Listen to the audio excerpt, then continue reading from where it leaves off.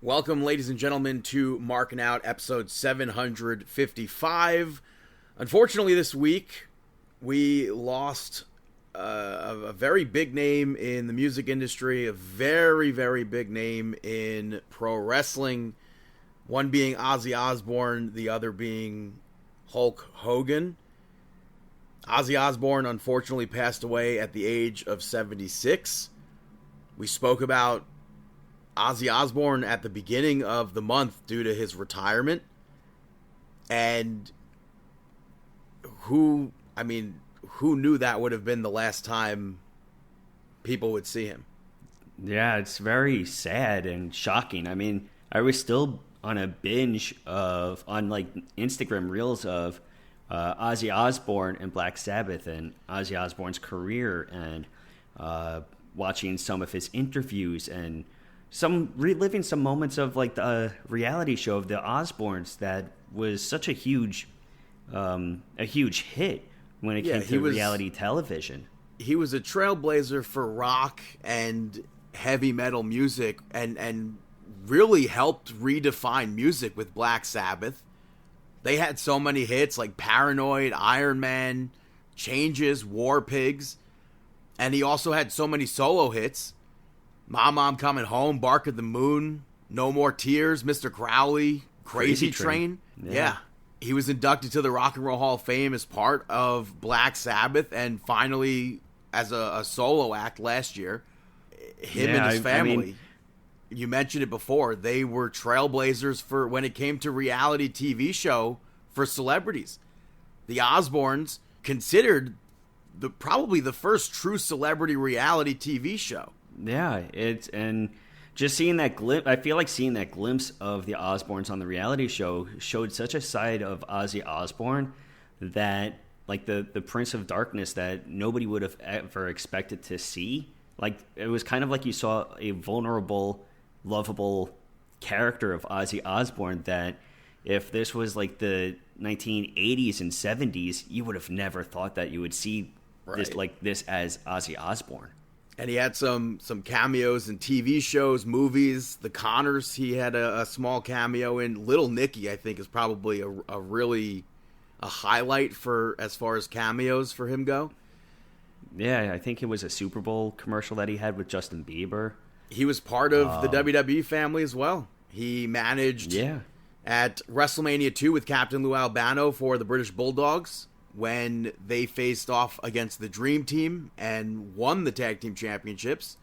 He also performed on an episode of SmackDown. He was the guest host of Monday Night Raw with Sharon, and did a bunch of stuff that whole night of Raw. He was inducted to the WWE Hall of Fame in 2021, and then he appeared for the Survivor Series intro for 2022, because WWE, I believe since the very first War Games for NXT, they've used War Pigs. So that carried over for Survivor Series. They paid tribute to him on WWE programming this week. And like I said a few weeks ago, I'm very happy that I got to see Ozzy Osbourne perform twice. Once with Black Sabbath, once on his own. Yeah, we mentioned about it, but I never got to see, but I saw Off Fest, but it didn't involve Ozzy. And I know Chris had a lot of sentimental words about Ozzy Osbourne as well, and Chris actually appeared on Busted Open this week, and Chris got a chance to speak to Tommy Dreamer, I believe, and Dave LaGreca about his attending of Ozfest and what Ozzy Osbourne meant to Chris. And I think that it's such a shame, but it's such a wild send-off how just a few weeks ago we were talking about his final show in Birmingham, his hometown, coming out to support him. They raised, what was it, $90 million? I think it was like $160 million or something like that. Yeah, it was they raised so much money for this concert, all to go to Parkinson's research, and unfortunately his life was impacted by Parkinson's disease, and so everything went to support that. It wasn't even a profit show; it was all for nonprofit. And I think that it's just such a loss, and this really reminded me of the Ultimate Warrior when we lost the Ultimate Warrior, where he made his return to WWE for the Hall of Fame, and he came out on Monday Night Raw. He had this really just heart-touching speech, and then the next day he passes away. And I feel like I felt the same way that I felt then, that kind of a shock with Ozzy Osbourne when this took place. I was just really surprised and, yeah, very unfortunate. And our thoughts and prayers to his family and friends. And like I did mention before, unfortunately, Hulk Hogan passed away this week at the age of 71, which there's absolutely no denying that Hulk Hogan was an icon of pro wrestling and made a huge cultural impact. He was a childhood hero to many generations of fans. He was a big part of the explosion of pro wrestling in the 80s with the Rock and Wrestling Connection with Hulkamania. Hulk Hogan was a big part of the explosion of pro wrestling in the 90s with the NWO, which led to the Attitude Era. There's like so many things that could be said about Hulk Hogan. Yeah, and I think that Hulk Hogan can probably very well make argument that Hulk Hogan was the first pro wrestler celebrity to really break into that mainstream unlike anybody else. Yeah, I mean, if you look at the tributes, there's celebrity after celebrity after celebrity, some that you wouldn't even like expect to see one from, just pouring tributes to Hulk Hogan. Yeah, but Hulk Hogan's he broke barriers for pro wrestling. He really did break barriers. He was appearing in commercials. He was appearing in movies. Mr. Nanny. Yeah, I mean, he hosted Suburban Saturday Commando. Night Live.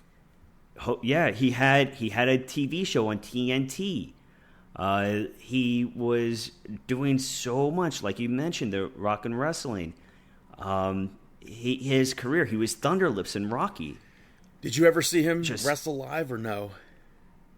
Yes, I believe I did get to see him wrestle live I believe I did at WCW. You went to I believe WCW I did in show? WCW. I don't think I ever saw him wrestle live in WWF. When? I didn't even know you went to WCW shows. WWE. I went to one. I believe I saw Hulk Hogan and Goldberg take on what? Like the New Jersey people. It was like DDP, Bam Bam, and Canyon. Where was this? The Coliseum? Yeah, Nassau Coliseum. Wow. Yeah, but Hulk Hogan, so many people are pro wrestling fans or pro wrestlers because of Hulk Hogan's impact on them. Yeah. You know, body slamming Andre, the Mega Powers, like you mentioned, the formation of the NWO. I mean, it's just he had, and then once again, you wanted reality TV. Hogan knows best. Yeah. Which still is one of my favorite moments from that TV show was when Brooks' boyfriend or whatever, he's like questioning the kid, like, "Oh, what's your favorite match?" And he goes, "The one against Rocky," which in my mind, I take it as The Rock versus Hulk Hogan, WrestleMania 18, one of the biggest matches in wrestling history.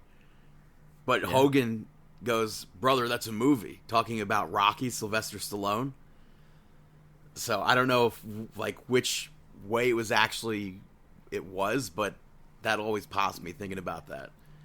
Yeah, and of course there's stories out there, and also things have taken place that definitely convolute the conversation and everything like that. Yeah, but there's no denying his legacy. Yeah, first of all, I want to say I never got to see him wrestle live, but in 2015, I went to Hulk Hogan Appreciation Night at Madison Square Garden. And they had red and yellow ropes for the whole show, so I thought that was pretty cool. And they raised a banner for Hulkamania up into the rafters of Madison Square Garden, so I thought it was really cool to see WWE and pro wrestling get some sort of respect up there. And then I went to the Knicks game the next night and realized I got worked. That was just for a WWE show, but later that year in 2015, Hulk Hogan's legacy would be tarnished after leaked audio came out, and unfortunately, he never really actually moved forward to really address his actions. He never apologized really or made any real efforts to change. And that followed him for literally 10 years to the day that he passed away. That news broke the same day that he passed away 10 years prior, which is absolutely insane. But Hulk Hogan is still, he'll still be known as the greatest pro wrestler ever. He'll still be the icon. He'll still be the immortal Hulk Hogan. And even though Hulk Hogan has passed away, Hulkamania is going to live forever. Yeah, it is still, Hulkamania is still going to run wild. And there's no denying, even with everything that you just said, his legacy is really untouchable. I mean, people want to talk about WrestleMania 9. That was the first WrestleMania I ever watched. And for a fan as a kid, I never thought twice about Hulk Hogan coming out to defend Bret Hart's honor and pick up the victory over Yokozuna, you know? Like, as a kid, I would have never thought about the production side of things and the politics of things or anything like that. I was just a kid loving the moment. So for me, his legacy is just going to live on. And yeah, this one just hits hard because it's just so unfortunate. And yeah, our thoughts and prayers go out to his family and friends as well. And we want to pay tribute to both Ozzy Osbourne and Hulk Hogan with a 10-bell salute.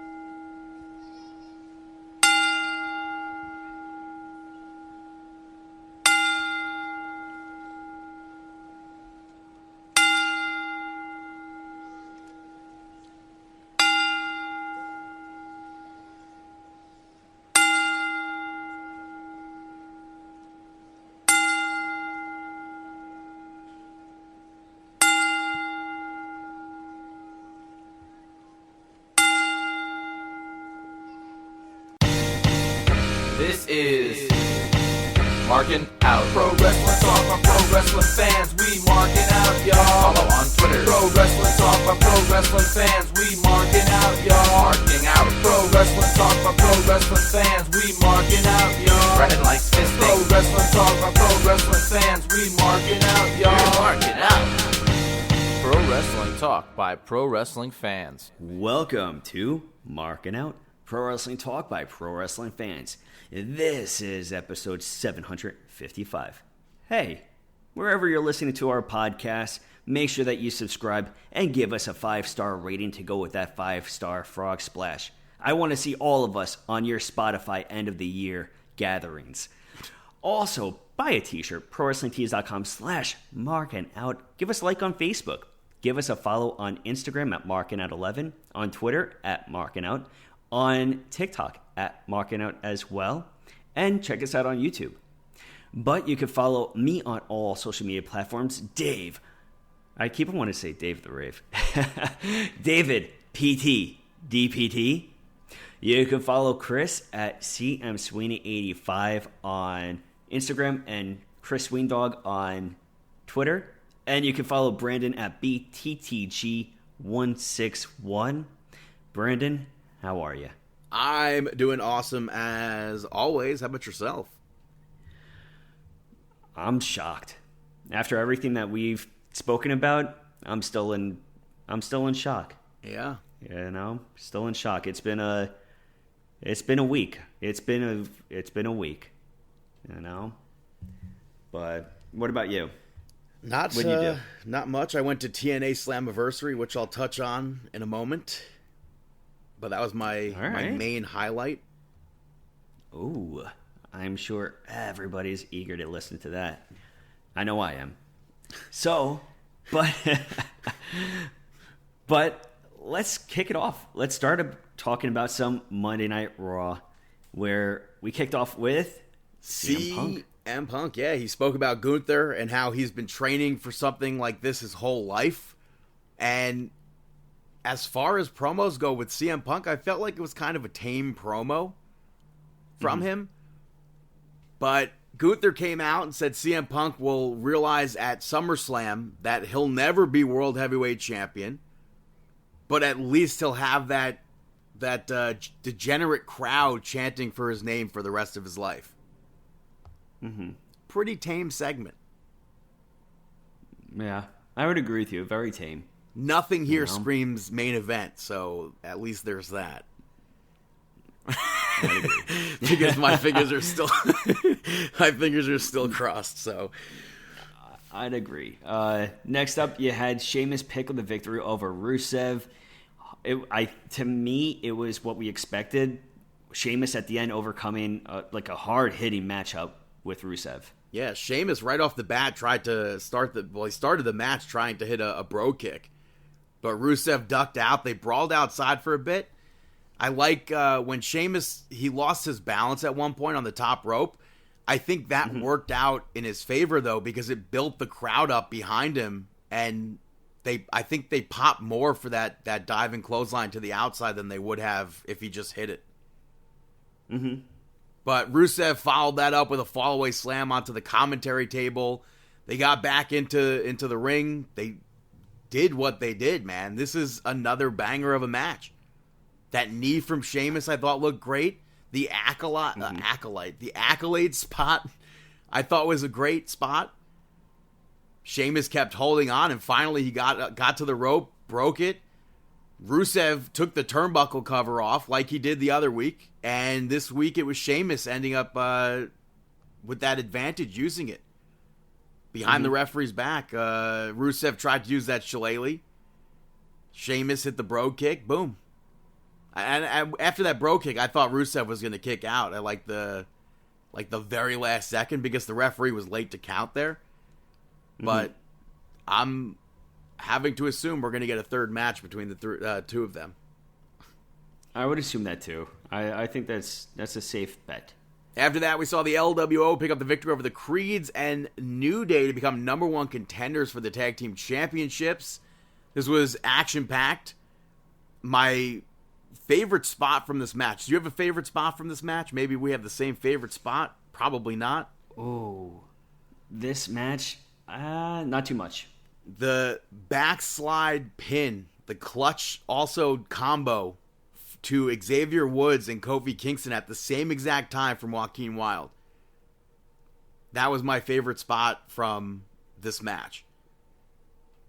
Because last week we had a super nice backslide pin from Becky Lynch. This week we had a nice backslide pin and a clutch double pin combo. Mm-hmm. Ivy Nile got involved. El Grande Americano got involved. Dragon Lee got involved. New Day, I guess, off of that, lost. So, yeah. And then backstage, New Day said that they need something. Something has to change. And Grayson Waller approached them and informed both of them that Austin Theory's got himself injured, is what he said.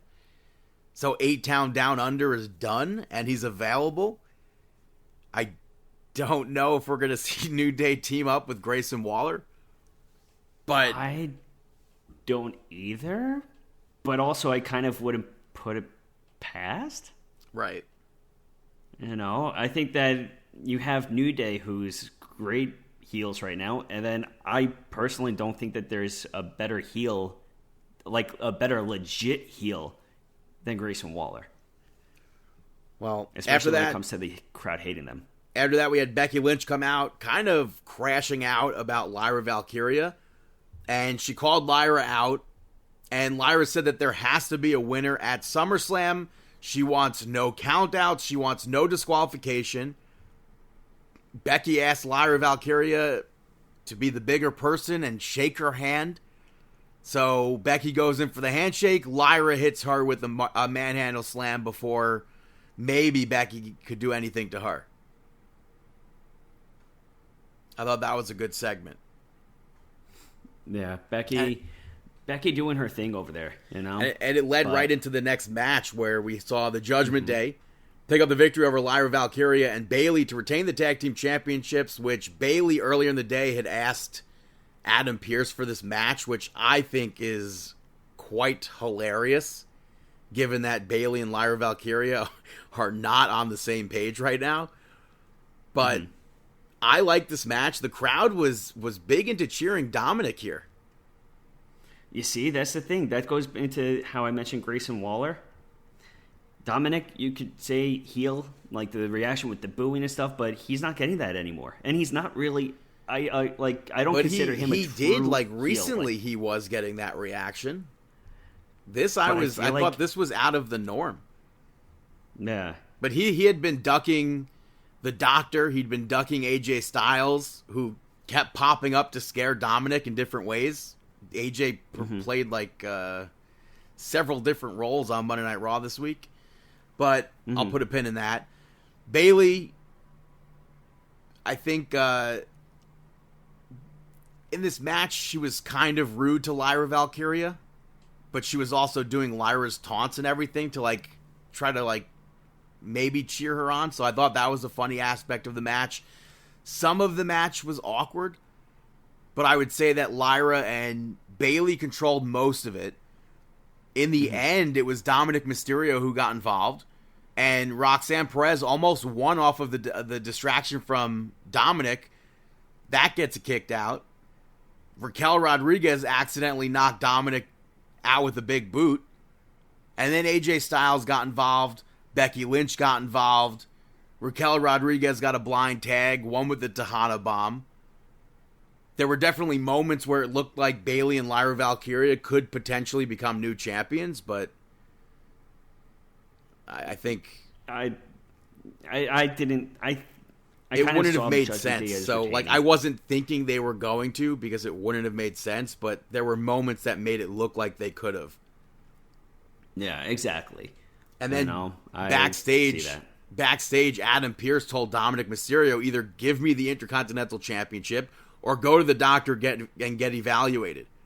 And then later on, while waiting for those results, Dominic ends up attacking AJ Styles from behind to tell him he's cleared and that he'll see him at SummerSlam. Yeah, and I love how AJ Styles has been just appearing everywhere. Yeah. Just torturing Dominic. After that, we saw Karrion Kross pick up the victory over Sami Zayn. I thought this was a fun match. There's people in the IWC who apparently, like, really hate Karrion Kross and think he can't wrestle.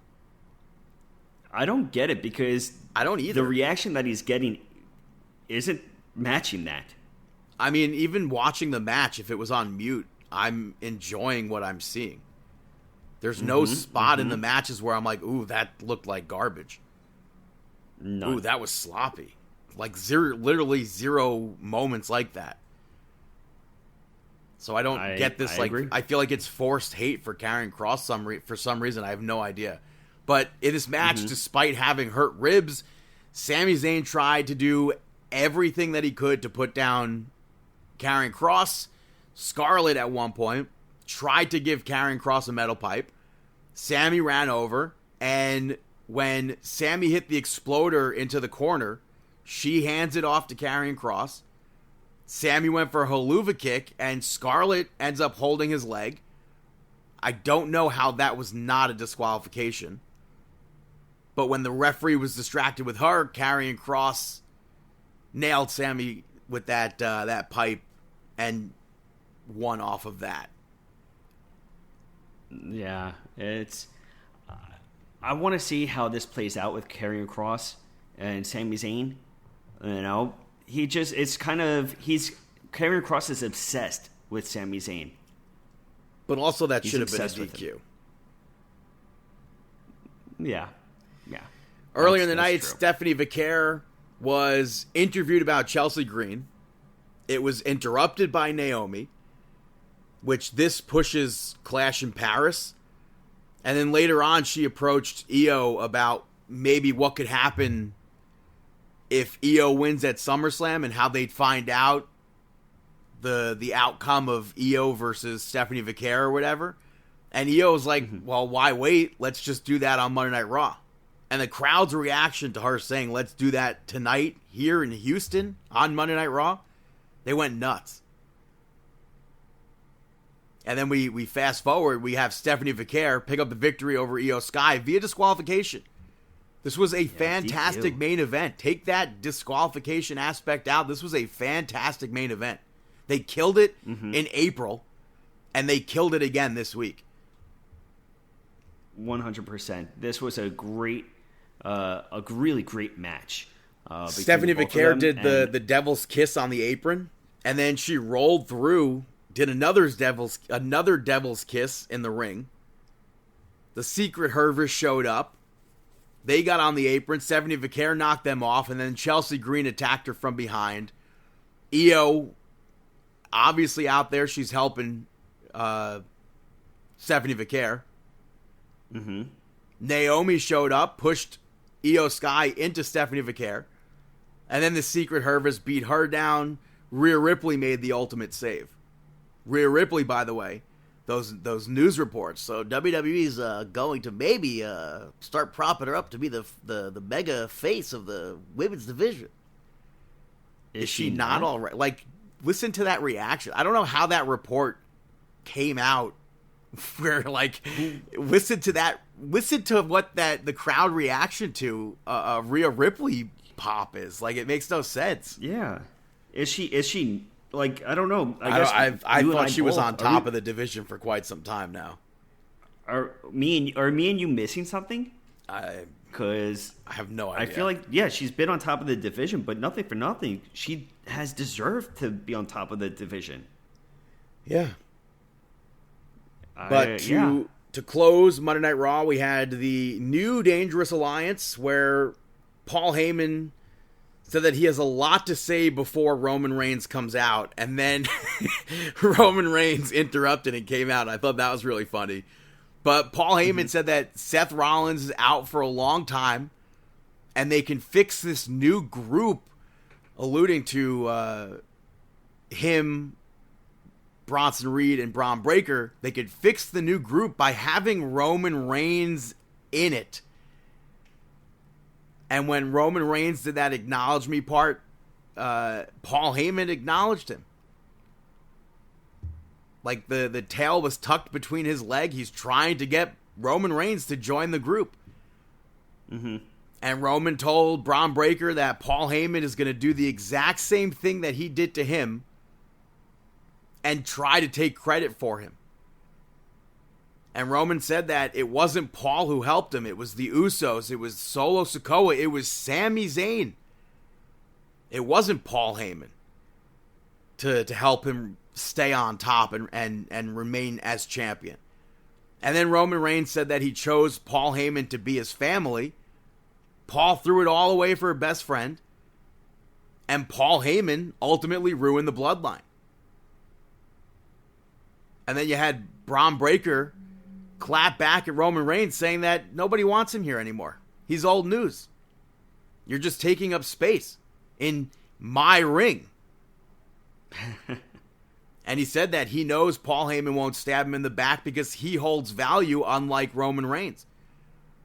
And Roman Reigns was like, I can't hear anything you said. He tossed his microphone to Braun Breaker and then rocked him with a Superman punch. Braun Breaker ends up spearing Roman Reigns, though. And then they set up Roman Reigns for a tsunami. Jey Uso made the save. I liked the double spear spot. This is another segment, by the way, that people... Braun Breaker is not great on the microphone. He sucks. He's terrible. He doesn't have to be great on the microphone. Regardless of that, I thought what he did in this segment was fine. I didn't have any problems with it. Mm-hmm. Yeah, I agree. It's not necessary for somebody as powerful as he is to be a stud on the mic. But again, I don't think he's not good on the mic. I don't think he's bad. Yeah, I agree with you. I don't think he got his bad point either. across. Mm-hmm. So I agree with you. That challenge was made or whatever for SummerSlam, and I believe that tag match got set up. So we do have Roman Reigns and Jey Uso versus Bronson Reed and Braun Breaker. I would have liked it to be solo. Not solo, but singles. I want to see Braun versus Reigns. I think that the writing was on the wall there. Oh, yeah. I agree with you. But that's Monday Night Raw. Before we move over to NXT, like I had said earlier, I went to TNA Slammiversary at the UBS Arena on Long Island, not New York City like everybody keeps freaking saying.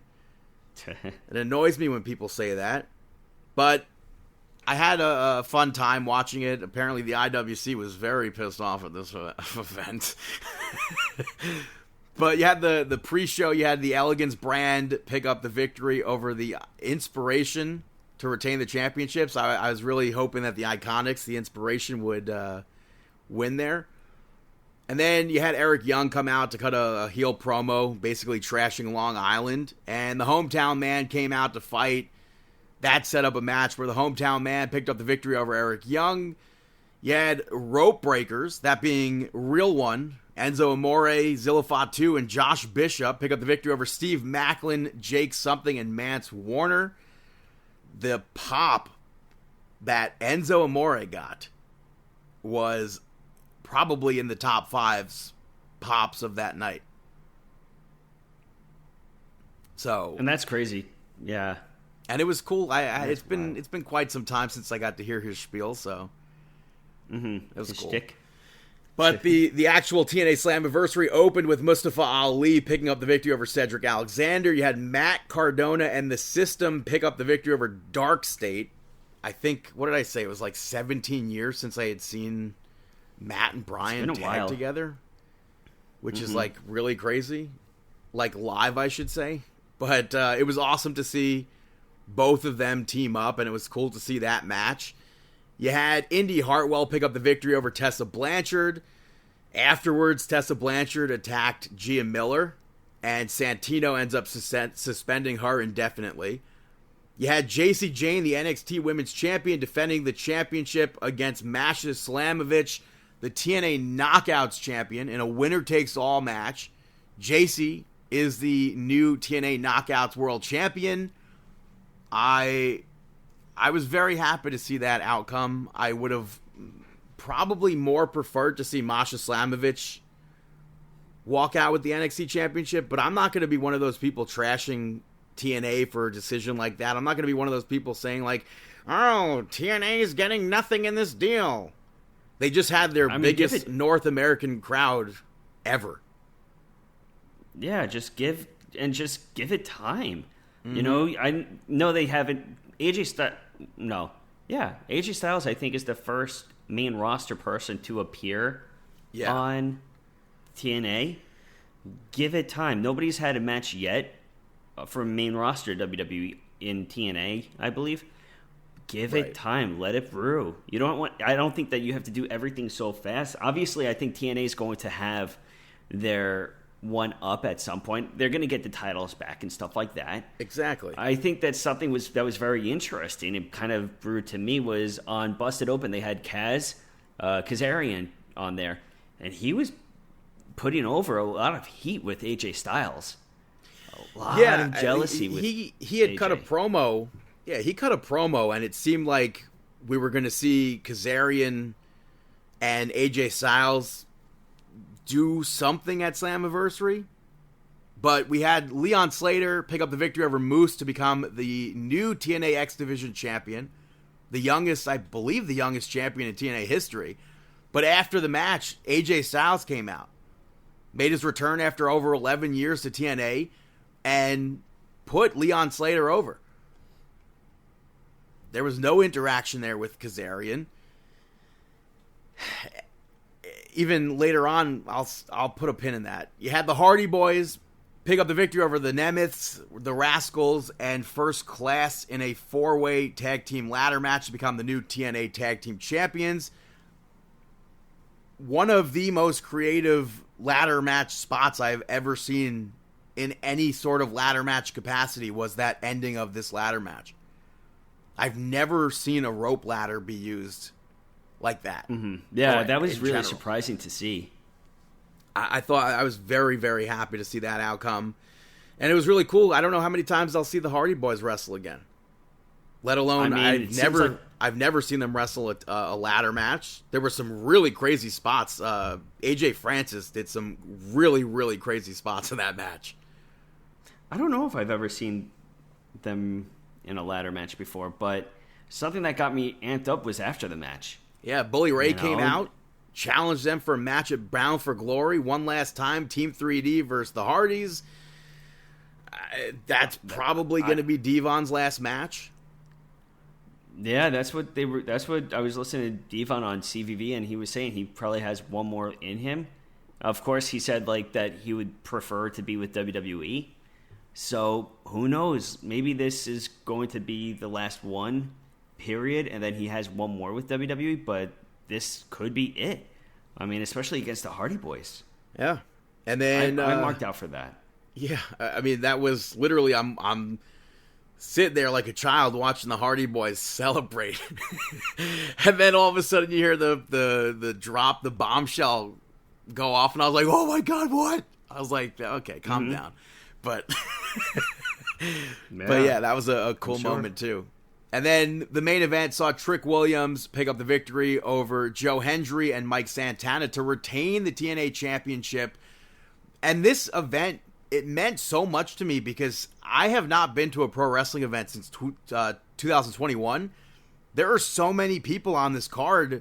I'm such a mark for NXT that I, like, for the NXT takeovers that were in Brooklyn, I got, like, accustomed to being able to see NXT live, and then I went years without seeing any sort of NXT, and I missed so many people. Like, I never got to see Indy Hartwell wrestle live, so it was cool getting to see something like that. It was cool getting to see JC Jane as a champion walk in and become the Knockouts champion. It was cool to see Dark State wrestling two people that we are, I would say, what, acquaintances of? Low acquaintances of at this point. But it was cool to see that, and it was cool to see the Hardys. Haven't seen them wrestle in years, like I said. The Rascals, Casey Navarro, someone who literally used to talk to us at PWS shows as a 13-year-old kid, maybe. Grow up into the business now and wrestle in a sold out or largest North American capacity crowd for TNA. It's cool. It's just an incredible achievement for TNA. It's cool getting to see Trick Williams. So I was more than satisfied with this event. Yeah, you got to see 4 titles change hands there. I was very, very happy with this event. But you kick off NXT, where the Culling picked up the victory over Hank and Tank and Zaruka. I like that the 4 faces in this match were like matching. They had like the denim shorts and the logo tops. But this match was chaotic. I liked when the 4 of them all did their that running body into Nico Vance that Hank and Tank does. I thought it was dope to see Zarya hit the F5 on Shawn Spears. And at one point, Shawn Spears tossed a doll to Tatum Paxley. Dark State showed up. And when the lights came back on, Zarya was knocked out with Tatum Paxley pinning her. So we can only assume that Tatum Paxley used the doll on Zarya. But I like the outcome of that match. I'm totally fine by it, you know? I think that's a fine outcome. After that, especially, and then go on. No, with Fatal Influence, take it. What were you gonna say? Nothing. You had Fatal Influence come out. JC Jane put herself over, and I like this promo because, I mean, my jaw was really open when she won that championship. I wasn't expecting it. It was shocking. It truly was shocking to see her instead of Masha Slamovich win that title. So now JC Jane is a double champion, a champion in 2 different companies. Now is the time where people can stop being like, oh, it's just like a she got lucky sort of situation. And it's like, oh no, she's champion. And like I said, in 2 different companies. But Lash Legend interrupted, said that nobody ever expected JC Jane to be the double champion. She congratulated her for taking the spot. And then she said JC's not going to be there for long, which triggered Jada Parker to come out. And JC said that she and Lash could, like, hash it out themselves. And then JC tried to get Fallon and Jasmine Nix to, like, attack them. They refused, which I thought was funny. So she initiated the attack, and they joined in. And it came down to Lash Legend and Jada Parker arguing with one another. And then later on, Fatal Influence was asked about who should face who. We saw Michelle McCool come in. And Michelle McCool's like, well, I think you should face her and you should face her. So Michelle McCool kind of used her legendary status to push a match, or 2 matches, I should say, I guess, for maybe next week on NXT. Mm-hmm. After that, though, we saw Jasper Troy pick up the victory over Ricky Saints via countout. This was because of what happened at Great American Bash, where Jasper Troy got involved in that match with Ethan Page. Ricky Saints, behind the referee's back, was he bit Jasper Troy, which I feel like is not something we'd normally see from Ricky Saints.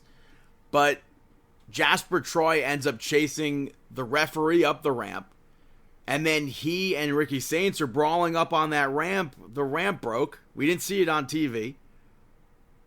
Troy did a senton onto Ricky Saints. I have to assume the stage was supposed to break in a spot where he did a senton and they both went through, and not before that moment. Mm-hmm. Because, like, how does the stage just break like that, you know? It makes you wonder.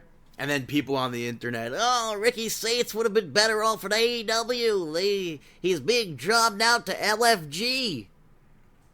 Let's just wait to see what happens when Ricky Saints makes his WrestleMania appearance. Ricky Saints was kept off TV for almost a year. He'd be better off in AEW.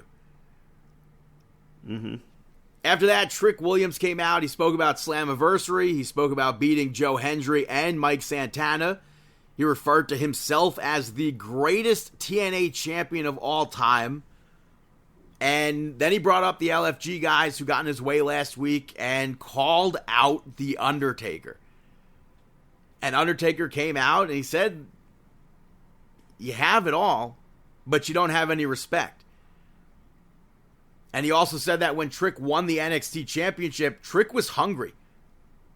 Now Trick has the TNA championship. He's not hungry anymore. It's the same. It's a different Trick Williams. And he said it's not a matter of Trick losing the TNA championship. It's a matter of when. And the attitude is going to be Trick Williams' downfall. And Trick Williams clapped back. He's like, nobody in all of WWE is a superstar like Trick Williams is. And then Undertaker's like, try me, I'll make you famous. Trick went to swing, ate a chokeslam, and the IWC, the TNA championship is buried. The Undertaker is burying TNA.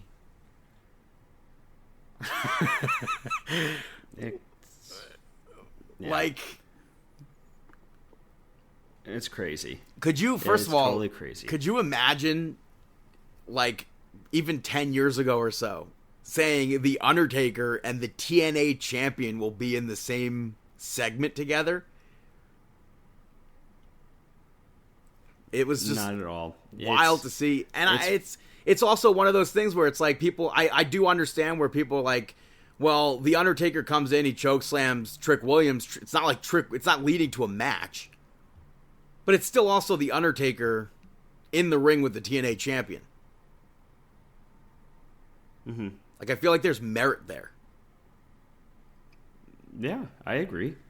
But next up, you had Blake Monroe pick up the victory over Ren Sinclair.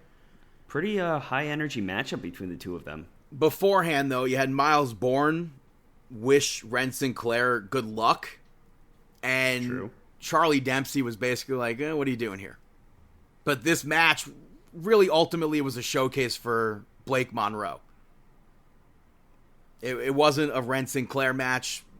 We need more Ren Sinclair matches.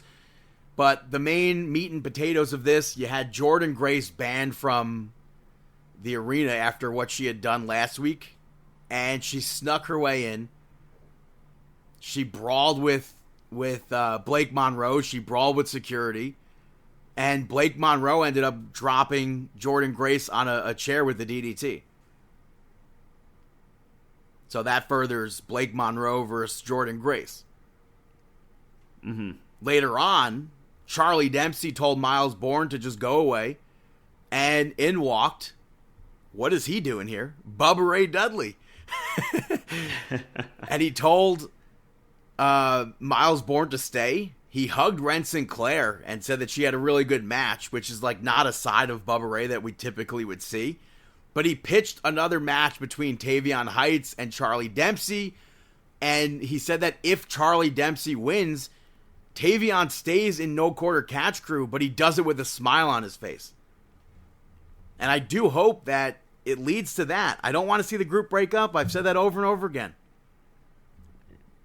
They have to. And then Lexis King walked in, and Miles said that he tried to tell Miles that Miles is pretending to be deaf.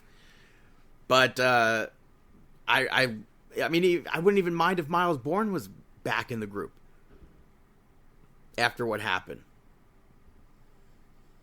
Mm-hmm. But after that, we saw Ethan Page come out, and he said that he's better than all the other Americans who have held better than all the Americans who have held that North American Championship. And then he debuted a Canadian version of the North American Championship. He went to sing "Oh Canada," and Santino Marella came out and said that the people of Canada don't feel the same way that Ethan Page does. And he already spoke to Ava. That is going to be a match next week, which again led the IWC to melt down because that's who TNA sends over. I'm not gonna. It's something. Yeah, I'm a big fan of Santino. I don't think Santino's wrestling. I don't think Santino is winning the North American Championship next week. I think him wrestling for that North American Championship can lead to somebody else from TNA coming in. Who it will be, I don't know. What happens if he has the matchup, but Ethan Page just beats the crap out of him at the end? Just beats the crap out of him at the end, just as the heel that he is, only for somebody else from TNA to make the save, and then you have that transition that you just mentioned of somebody else. Yeah. And it's also there's another side of that. Honor. There's another side of the internet that we're like, somebody needs to tell Triple H and Shawn Michaels that Canada's in North America. Listen to Ethan Page's promo. He specifically spoke about how Canada is better than America. This is his North American Championship. And they're acting as if, I swear to God, man, I hate the AEW fans who are it's ridiculous because they think AEW invents everything like that because, they're copying MJF. Yeah. Meanwhile, on Twitter, Lance Storm was trending, so I'm looking forward to seeing more of this championship and more of what Ethan Page has. Main event saw Obafemi pick up the victory over Josh Briggs and Inamura to retain that NXT championship. Before this match, I liked the stare down between Trick Williams, Obafemi, and JC Jane. I thought that was nice. But I liked this match. I liked when Josh Briggs stepped on the referee's hand to prevent him from counting 3. We got, again, to see that strength of Inamura. I'm a big fan of that. I'm impressed. Yeah. Yeah, I'm impressed with it. That splash from Inamura, I'm a big fan of that. He hit that on Obafemi. Josh Briggs hit a moonsault onto both of them to break that pin up. And then in the end, we saw Obafemi powerbomb Josh Briggs, I believe it was, to retain the championship. Back in on the outside of the ring, Josh Briggs attacked Inamura afterwards. So there goes that relationship. And then... Yeah, I mean, and do you think that you're going to have Inamura go after Obafemi one more time? I mean, I don't know. He didn't lose it. Yeah, I mean that's probably not, but I feel like it's obviously setting up Josh Briggs versus Inamura first. Yeah. And then to close out NXT, it cuts backstage. Javon Evans the whole night had been looking for something to do next. And The Undertaker approached him, and he's like, just continue going after the biggest dog in the yard. So it sets up Javon Evans versus The Undertaker. No, I'm just kidding. Imagine. It sets up pretty much Javon Evans maybe being the one to take that title from Obafemi. I think that could be definitely it. We've seen them cross paths before. So I think running back. So that is NXT. Moving over to SmackDown. It opened up with a 10-bell salute to Hulk Hogan. They brought in B. Brian Blair, Hacksaw Jim Duggan, Ted DiBiase, Sergeant Slaughter, Jimmy Hart, Gerald Briscoe. They had a video package narrated by Triple H, and it took you through Hulk Hogan's life. I thought it was a very well done intro. You had Logan Paul come out for Impulsive TV, healing it up big time. I liked, he actually brought up, he's like, oh, why is everybody booing me now? You were just chanting, thank you, Logan, alluding to the Hulk Hogan chants prior to that. But he said he was going to bring out Jelly Roll, and then Jelly Roll ended up interrupting Logan Paul instead. A lot of curses during this segment, but Logan Paul ran him down. Jelly Roll said that he's stepping into the ring for everyone who's ever been picked on by someone like Logan Paul. And McIntyre showed up. Jelly Roll sang a little bit of Voices. Randy Orton showed up, came to blows, left Logan Paul and Drew McIntyre in the ring with Jelly Roll for a bit. Jelly Roll ends up getting pummeled by Logan Paul, but Randy Orton dragged Drew McIntyre out of the ring. Jelly Roll then came back, hit Logan Paul with some shake, rattle, and roll, some elbows. Logan Paul went for that right hand, and Jelly Roll hit him with the Boss Man Slam. It looked great. So I'm looking forward to that match. I don't know, based off of that segment, it almost seems like they're going to lose. Maybe we'll see Jelly Roll wrestle again. You had Roxanne Perez pick up the victory over Alexa Bliss. I liked the new theme song for Roxanne Perez. People did not seem pleased with it. Some people did like it as well. I thought this was a decent match, though. Roxanne Perez ends up raking Alexa Bliss's eyes. And then Raquel Rodriguez, when the referee was dealing with that, she hit Alexa Bliss. And Roxanne Perez almost won off of that. But she got distracted when Charlotte Flair took Raquel out. And Alexa Bliss took over. And then Alexa Bliss got distracted when Raquel Rodriguez attacked Charlotte Flair. So she, instead of diving and hitting Twisted Bliss onto Roxanne Perez, went to the outside and hit Twisted Bliss that way. I think broke her nose off of that. But she got back in the ring. Roxanne Perez won off of that and used the rope for leverage. I think we'll see new tag team champions come SummerSlam, and I'm all for it. I like this version of Charlotte. I like this team with Alexa Bliss. You had Jade Cargill pick up the victory over Chelsea Green. Jade was interviewed about SummerSlam before this, and then she walked off. Chelsea Green talked trash about Jade Cargill, and Jade showed up. They brawled to the ring.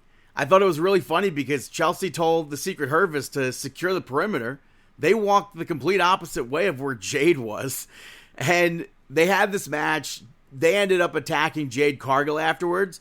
Tiffany Stratton made the save.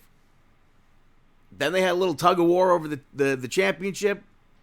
I hope Tiffany Stratton retains. Cody Rhodes came out. He spoke about Hulk Hogan and thanked him. And then he moved on to the street fight with John Cena and said that he wants to fight the real John Cena. He doesn't want whatever this version is. I doubt we'll see that. I don't know when we'll see that. I thought maybe at SummerSlam, but this year moved by incredibly fast.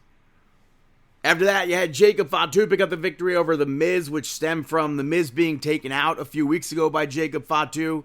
He went to Nick Aldis to get a match. He also slapped Jacob Fatu before this, and I didn't expect this match to go as long as it did.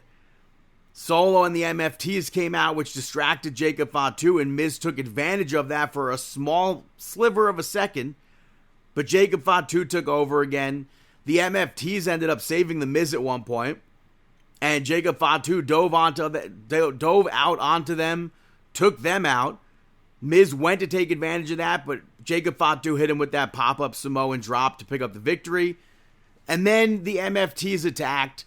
Jimmy Uso tried to make a save with the chair. They eventually took over, and Jacob Fatu ends up taking them all out by himself. And he wrapped a chair around Solo's neck to do the running hip attack in the corner. Tala Tonga got back into it, took him out. I was surprised that Miz didn't get back into it. Backstage, Zelina Vega interrupted Julia, and Kiana James returned. She now speaks for Julia, and Zelina Vega will get a rematch for the United States Championship next week on SmackDown. I wish it was for SummerSlam. Main event saw Andrade and Phoenix pick up the victory over the Wyatt Six via disqualification. The titles were on the line. I liked the video package for Andrade and Rey Fenix earlier in the night. The Street Profits were interviewed, and DIY interrupted and told them they have a plan and to just stay out of it. The match I thought was entertaining, but I kept waiting for DIY, and it turned out that it was Nikki Cross to cause the disqualification.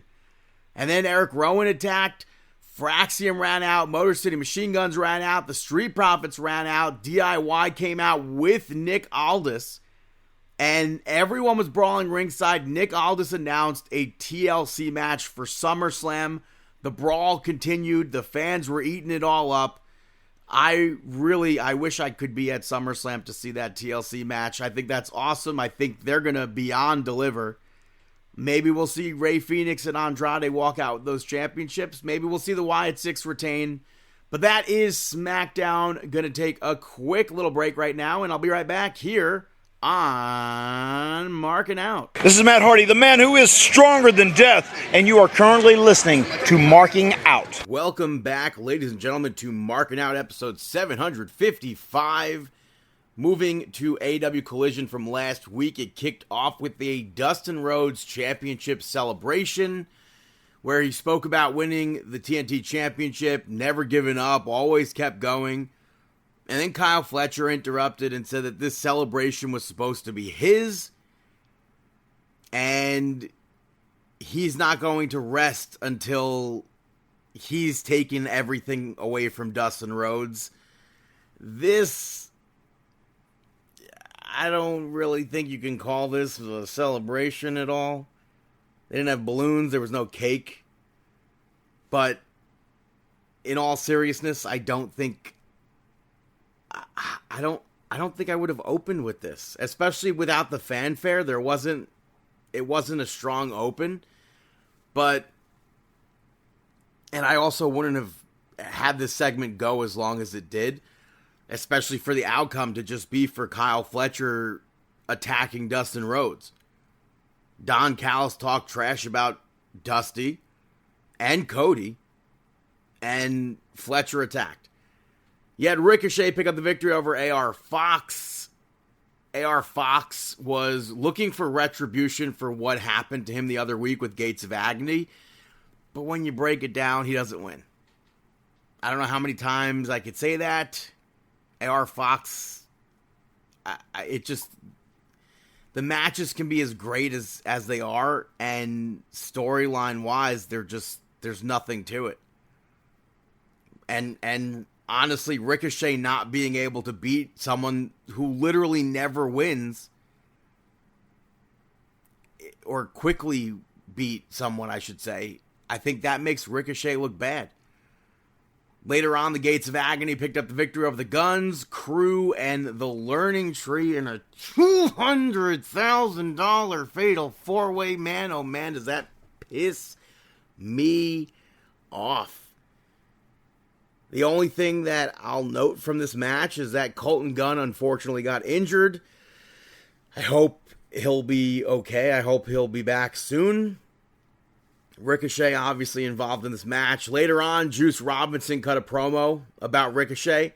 And then Big Bill came in like super hot. and they ended up brawling backstage. I think of everyone in that tag team match, it was Big Bill who looked the absolute best. So, do I ever see him being like the guy in AEW? Probably not, but he has all the tools.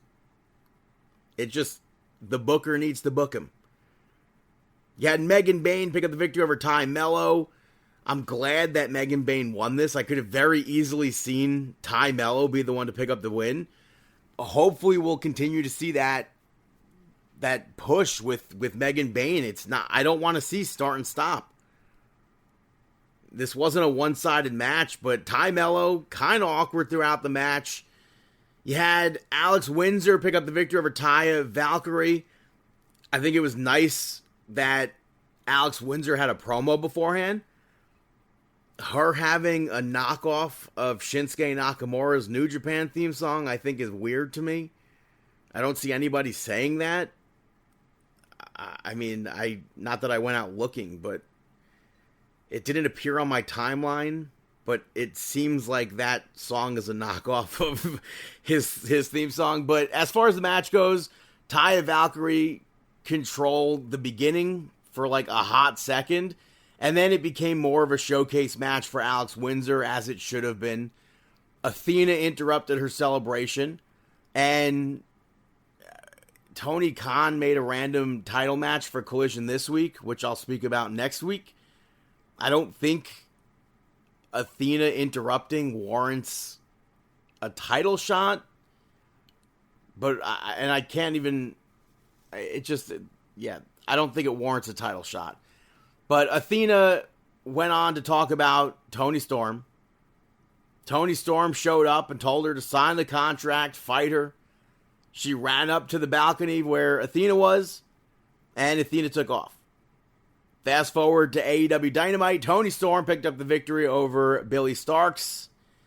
Billy Starks was supposed to go in there and like soften up Toni Storm for Athena, which that wasn't happening in this match. And it wasn't a one-sided match, but there was 0% chance that Billy Starks was winning this match. Afterwards, Billy Starks nailed Toni Storm with that title, tossed the referee out of the ring. Athena came down from the balcony. She hit Toni Storm with the contract. She continued to beat Toni Storm down. And then it seemed like she was maybe going to cash in, but Alex Windsor showed up, put a stop to that.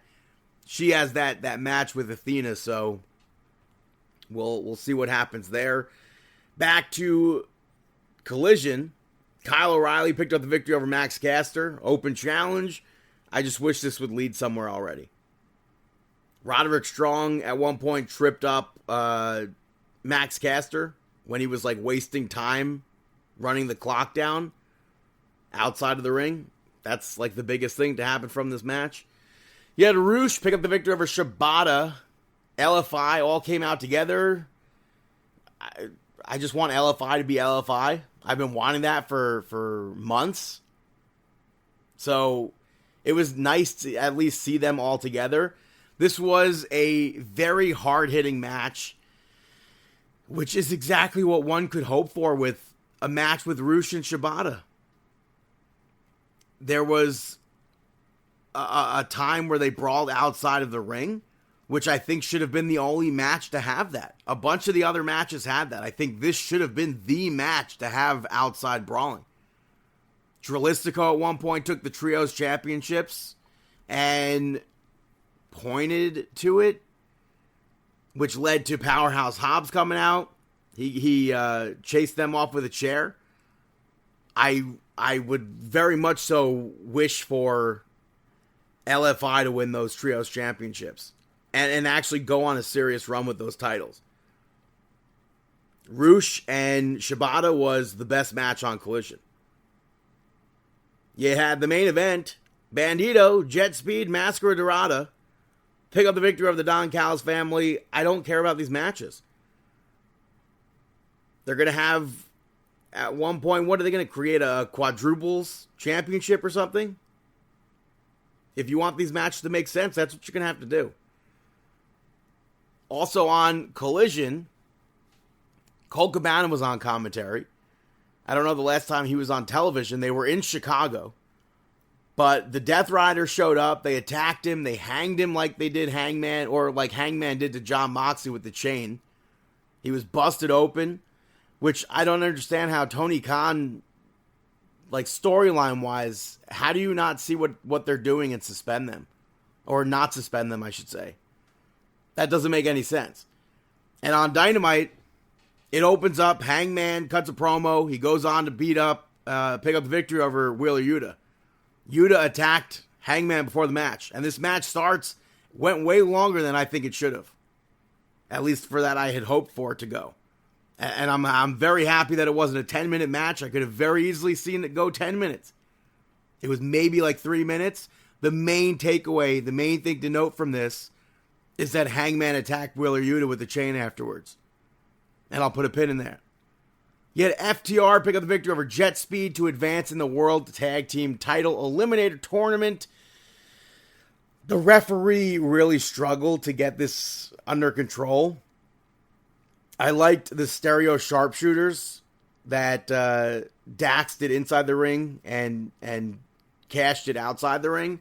I also really liked Dax holding onto the crutch from Stokely to gain that advantage for the win. But afterwards, Stokely yelled about Edge and said that he belongs in prison for what he did to him. And Edge came out. Stokely reminded him that he can't get anywhere near FTR. And then Edge was like, yeah, you're right, I can't, but I made a business deal. And brought out the Hurt Business, which to me, it's like, what is the point of this tournament if the champions are attacking FTR who are in this tournament now? Is that not the finals of the outcome of this tournament? You don't need the tournament. You have this. You have this setup right here. And backstage, MJF was pissed off. Lashley ends up choking him against lockers. And he's like, I want you out of the group. And they all walked off disappointed. I don't see that being the end of their relationship just yet. And I'll put another pin in that. After that, you had Will Ospreay cut a promo, or not really cut a promo, but he said he's been dealing with injuries. And he thanked Swerve. He thanked Hangman. There was somebody else he thanked, I think, but I forget who. And he said that he should hopefully be back for Forbidden Door. And then Swerve came out and hugged him. I think we might see Will Ospreay turn on Swerve. I feel like that has to happen. They aired a video for Julia Hart, Sky Blue, and Tekla, which I thought was a very awesome video. Willow was interviewed afterwards. She challenged Tekla to a match. I would assume that's for Collision this week. After that, Swerve picked up the victory over Hechicero via disqualification. This was, up until the DQ, this was a good match. I think Hechicero was very impressive in this. Lance Archer showed up, caused that DQ. Bandito and Brody King brawled with them to the back. Okada showed up. Josh Alexander's on the outside.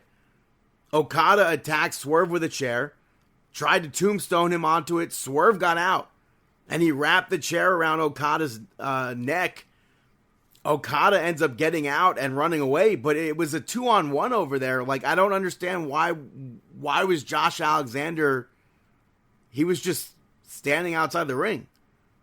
Why wouldn't you be in the ring also beating down on Swerve? Especially when Swerve had the upper hand at one point. That didn't make sense to me. But after that, you had MJF come out. He addressed Bobby Lashley and said that he doesn't need them to win that championship, which is why I think it's a swerve. He addressed Hangman, and when I say a swerve, it seems like maybe they will actually help him win that championship. But Mark Briscoe came out, did the anti-Semitic stuff again, which I don't understand why. You don't need it. You really don't need it. People will say, oh, it's a throwaway line. It's not. It's a little funny joke. It's anti-Semitism. And I'll be the only person calling it out week after week after week, except for last week because they didn't do it. They don't need it. He proved that last week. But he challenged MJF to a match next week. MJF said no. They went on, and it led to MJF bringing up Jay Briscoe again, which Mark Briscoe ran to the ring, MJF took off. And then you get the main event. Mark Briscoe picked up the victory over Claudio. I don't think this was main event worthy. It didn't feel like a main event. Nothing they did in this was a main event. It was just the aftermath. The aftermath is what they needed for the main event. Marina Shafir attacked Mark Briscoe. Jon Moxley came out. Claudio continued the attack. Yuta was there. Hangman showed up. Got in the ring. Fearless. Completely fearless. Went face to face with Jon Moxley and said that Mox is basically wrong with what he said. And he thinks that Jon Moxley believes what he thinks, but he'll prove that he's wrong and then challenge the champion, the freaking champion, challenge Jon Moxley for the championship next week. Everyone's banned from ringside. I don't know why Hangman needs to prove anything to Jon Moxley. He made him tap out in a Texas death match. He won the championship. He's champion. Why is the champion being like, I'll prove it to you? You already proved it. You beat him. That makes no sense to me. So next week on Dynamite, for the AEW Championship, Jon Moxley, the challengee, will get another opportunity at the title, facing the challenger, the current champion, Hangman Adam Page. That's goofy. And out of everything on this episode, you needed more women. They desperately needed more women. Especially, like I said last week, with Evolution that took place, with everything that WWE has done with their women recently. How do you not go and try to match that? That makes no sense to me. But that's AEW Dynamite. Hey, Brennan. Got any shout-outs? Heyo, Kermit the Frog here, and you're listening to Brandon Shoutouts. Yay! Jaws at 50, the definitive inside story, gets the first shout-out. It's a documentary that National Geographic put out for the 50th anniversary of the movie Jaws. And I thought it was really cool to see all the behind-the-scenes, like, home movies shot from the set, where they used Martha's Vineyard to portray the, fictional Amity Island off of the coast of Long Island. Certainly not a real island. But it looks like a nice, quaint town. Smaller, maybe a smaller version of the Hamptons. I do think if Jaws came out, if Jaws and the Amityville Horror came out in like 2006, there probably would have been like a crossover parody movie between the two of them. I'm kind of surprised that there hasn't been. Right? Would you watch that? Interesting. I feel like I would about that crossover before. I would watch that. I feel like that's an interesting thing to have. But you could check out the documentary. It's on Hulu. It's on Disney Plus. My next shout out goes to Too Much, which is a new show on Netflix starring Megan Stalter and Will Sharp. Lena Dunham created this show. She's on it as well. If you take her out, it would be so much better. I feel the exact same way about Girls on HBO. You have Rita Wilson. I cannot stand her. Why is she a thing? Yeah. Why? I mean, why is she? Can people cancel her? Listen. If she wasn't on it, it would be much better, despite her creating and writing the show. I feel like she's just annoying. Yeah, you had Emily Ratajkowski. Emily Ratajkowski was on the show as well. Andrew Rannells, Naomi Watts, Rhea Perlman was on it. You had Kit Harington, Jessica Alba, Rita Ora, Stephen Fry. They had some guest spots on there, but the lead starts a new job in London after a breakup. She ends up finding love there. it's, I think, for the most part, what you could expect from like a rom-com sort of sitcom. Mm-hmm. Just, I would prefer if Lena Dunham wasn't part of it. My next shout out goes to... Hopefully write herself off.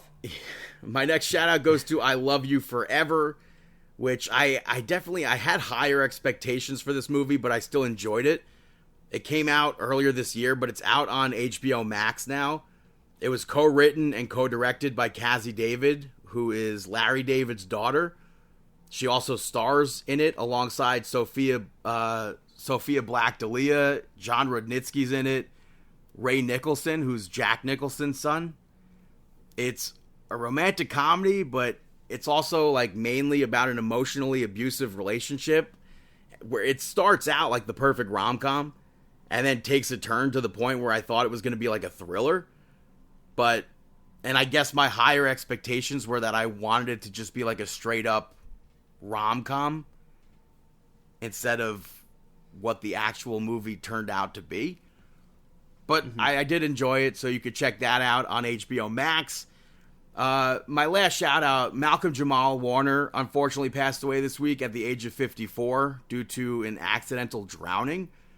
Most famously, Theo Huxtable from The Cosby Show, who I would say is probably one of the greatest characters in sitcom history, because he was completely relatable to me as a kid, despite having different cultural backgrounds, despite being different ages. When I started watching The Cosby Show, it was already on reruns, but the pilot of that is probably one of my favorite episodes due to the scene with him and the Monopoly money. But Malcolm Jamal Warner was also part of my childhood as the producer character on The Magic School Bus. Oh, wow, I didn't know that. Yeah, in more recent years, he had roles on Suits. He was on the Wonder Years for an episode. Grownish, 911. He was on a few episodes. It's really a shame to see something like that happen. Mm-hmm. So go out this weekend, watch his stuff. Go out and listen to Ozzy Osbourne, Black Sabbath. Celebrate Hulk Hogan as well. But those are my shout outs. Now it's time for our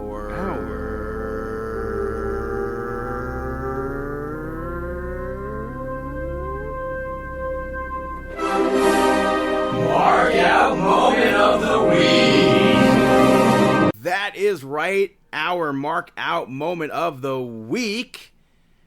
I feel like right off the bat, we got to talk about the latest downloadable content for WWE 2K25.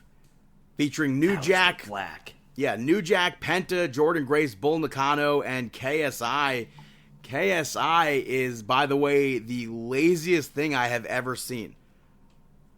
Because they gave us the Prime bottle skin for free on the island, but added his face to this downloadable content. You can't edit it.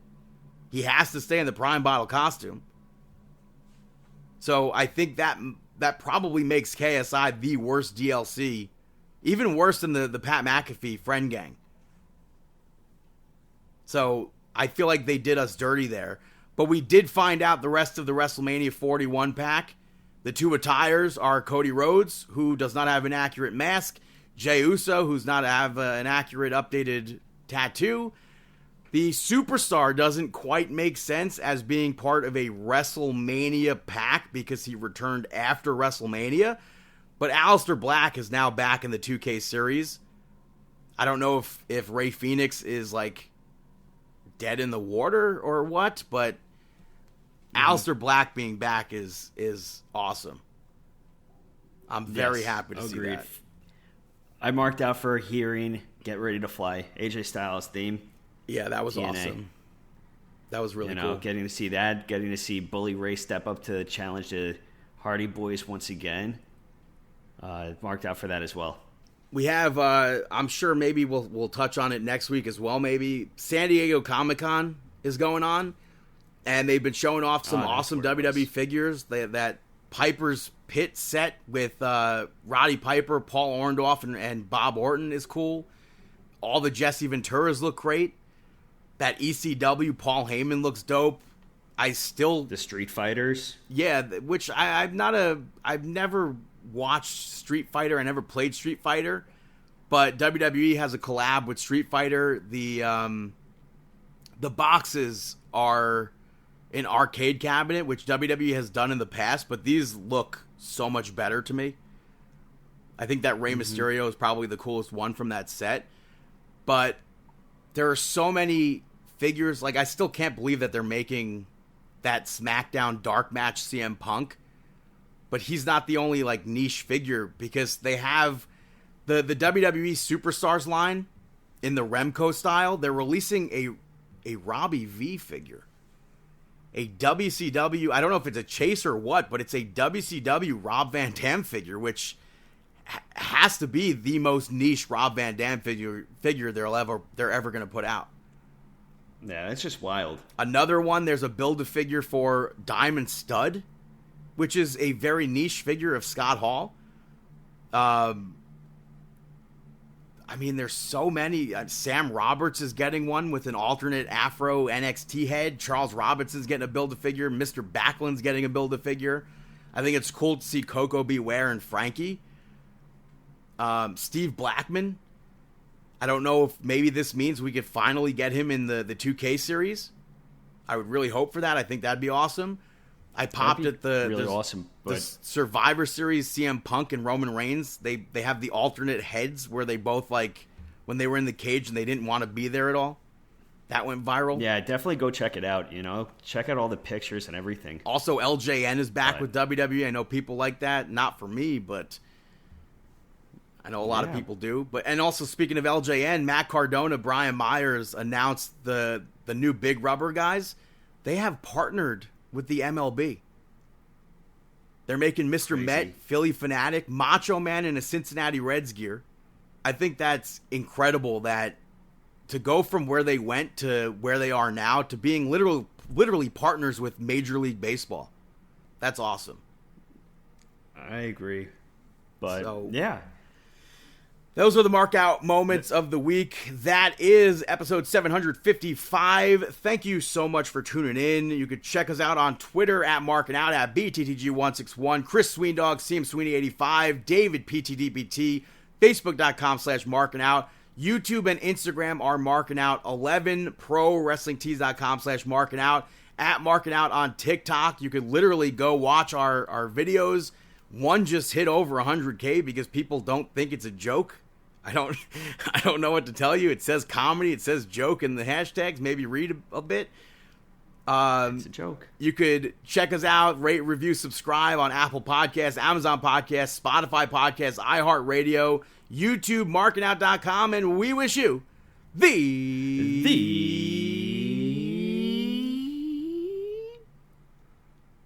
best of luck in your future endeavors. Have a fantastic week.